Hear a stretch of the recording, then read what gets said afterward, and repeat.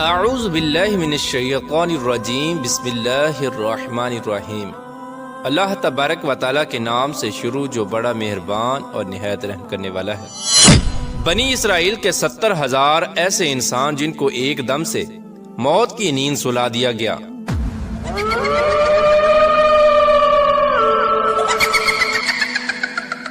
ان 70,000 انسانوں نے کون سا ایسا گناہ کیا تھا جس کی وجہ سے ان کو مردہ بنا دیا گیا؟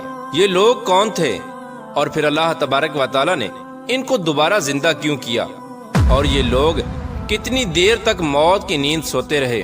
جب ان لوگوں کو دوبارہ زندہ کیا گیا تو یہ لوگ جو بھی کپڑا پہنتے وہ کفن کیوں بن جاتا؟ اور ان 70,000 لوگوں میں سے جلے ہوئے مردے کی بدبو کیوں آتی تھی؟ اور کیا آج کے دور میں بھی ان کی نسل موجود ہے؟ اور کیا آج کے دور میں بھی ان سے جلے ہوئے مردے کی بدبو آتی ہے؟ پیارے دوستو، ان تمام تر سوالات کے جوابات قرآن و حدیث کی روشنی میں آج کی اس ویڈیو میں ہم آپ کو بتائیں گے، لہٰذا آپ سے گزارش ہے کہ ہماری اس ویڈیو کو اینڈ تک ضرور دیکھیے گا۔ پیارے دوستو، اس قوم کا واقعہ انتہائی نصیحت امیز واقعہ ہے جس کو اللہ تبارک و تعالیٰ نے قرآن پاک کی سورہ بقرہ کے اندر بیان فرمایا ہے۔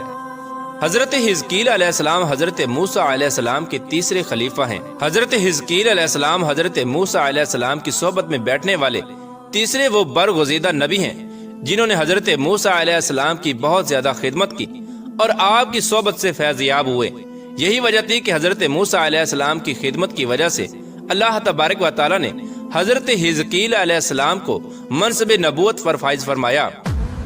حضرت حزقیل علیہ السلام کا لقب ابن العجوز ہے اور آپ کو ذوالکفل بھی کہا جاتا ہے۔ حضرت حزقیل علیہ السلام اس عمر میں پیدا ہوئے جس عمر میں آپ کی والدہ محترمہ بہت بوڑھی ہو چکی تھی، اسی وجہ سے آپ کو ابن العجوز یعنی بڑھیا کے بیٹے کہا جاتا ہے۔ اور حضرت حزقیل علیہ السلام نے 70 انبیاء کرام کو اپنی کفالت میں لے کر ان کو قتل سے بچایا تھا جن کے قتل پر یہودی تلے ہوئے تھے، اسی وجہ سے آپ کو ذوالکفل بھی کہا جاتا ہے۔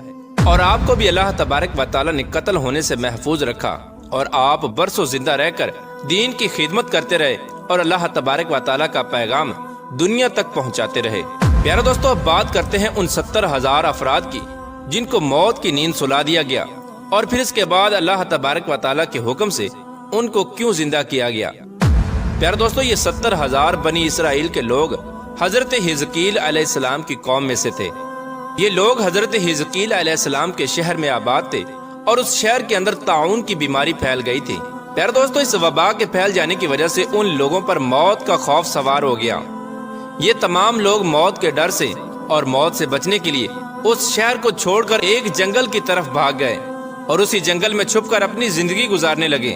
تو اللہ تبارک و تعالیٰ کو ان لوگوں کی یہ حرکت سخت ناپسند آئی، چنانچہ اللہ تبارک و تعالیٰ نے عذاب دینے والے ایک فرشتے کو اس جنگل کی طرف بھیجا۔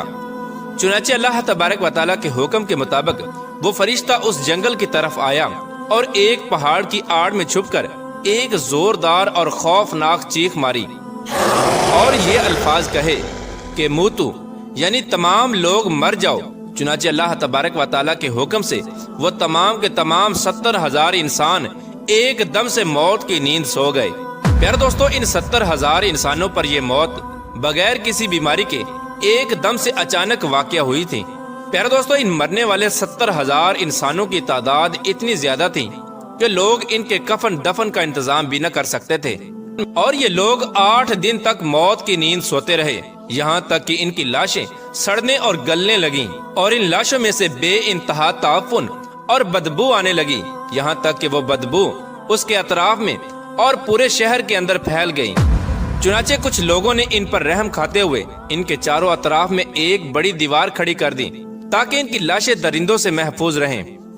پیارے دوستو، یہ لوگ اسی طرح مردہ حالت میں پڑے تھے کہ ایک دن حضرت حزقیل علیہ السلام کا گزر اسی جنگل سے ہوا تو حضرت حزقیل علیہ السلام اپنی قوم کے 70,000 انسانوں کی اچانک موت کی وجہ سے بہت زیادہ غمگین اور رنجیدہ ہوئے اور بے گورو کفن ان لاشوں کو دیکھ کر حضرت حزقیل علیہ السلام کا دل بھر آیا۔ آپ غم کی وجہ سے رونے لگے اور اللہ تبارک و تعالیٰ کی بارگاہ میں رو رو کر دعا کرنے لگے، یا رب العالمین، یہ میری قوم کے افراد تھے جو اپنی نادانی کی وجہ سے یہ غلطی کر بیٹھے کہ موت کے ڈر سے شہر کو چھوڑ کر جنگل میں آ گئے۔ یہ سب لوگ میرے شہر کے باشندے ہیں مجھے ان لوگوں سے بہت زیادہ محبت تھی اور یہ لوگ میرے دکھ سکھ میں شریک تھے۔ افسوس کہ میری قوم کے لوگ ہلاک ہو گئے اور میں بالکل اکیلا رہ گیا۔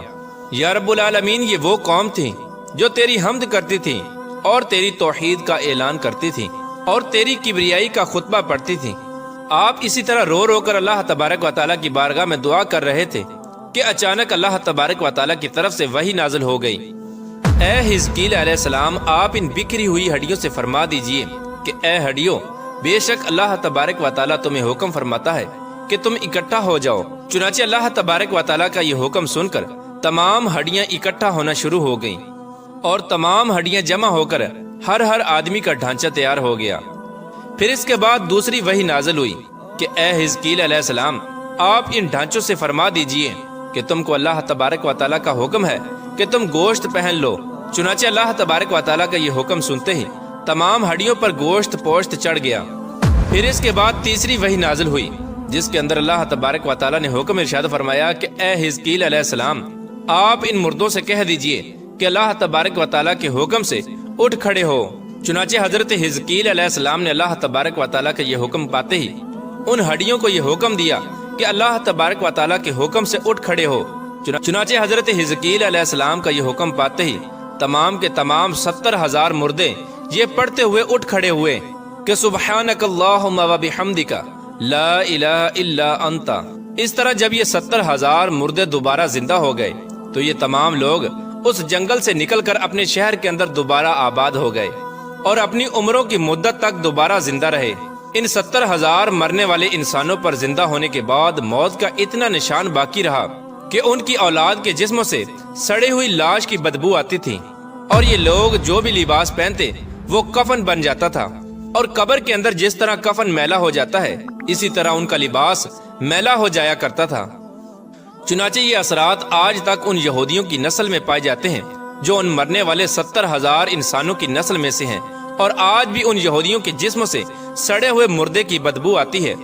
پیارے دوستو، اس عجیب و غریب واقعے کو اللہ تبارک و تعالیٰ قرآن پاک کی سورہ بقرہ میں یوں بیان فرماتا ہے: اے محبوب، آپ نے نہ دیکھا تھا انہیں جو اپنے گھروں سے نکلے اور وہ ہزاروں کی تعداد میں تھے موت کے ڈر سے، تو اللہ تبارک و تعالیٰ نے انہیں حکم ارشاد فرمایا کہ مر جاؤ، پھر انہیں دوبارہ زندہ فرما دیا۔ بے شک اللہ تبارک و تعالیٰ لوگوں پر فضل کرنے والا ہے، مگر اکثر لوگ ناشکرے ہیں۔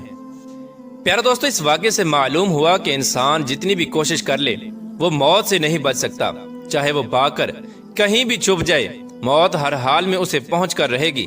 موت سے بھاگنے کی بجائے ہر انسان کو یہ کوشش کرنی چاہیے کہ وہ اپنے مرنے سے پہلے موت کی تیاری کرے اور ایسے اعمال کرے جس اعمال کی وجہ سے اللہ تبارک و تعالیٰ کی ذات اس بندے پر خوش ہو اور اس کو جنت کے اندر جگہ عطا فرما دے۔ اللہ تبارک و تعالیٰ سے دعا ہے کہ اللہ تبارک و تعالیٰ اپنے پیارے حبیب حضرت محمد مصطفیٰ صلی اللہ تعالی علیہ وآلہ وسلم کی بتائی ہوئی سنتوں پر چلتے ہوئے زندگی گزارنے کی توفیق عطا فرمائے اور ان کی محبت کے اندر جینا مرنا نصیب فرمائے۔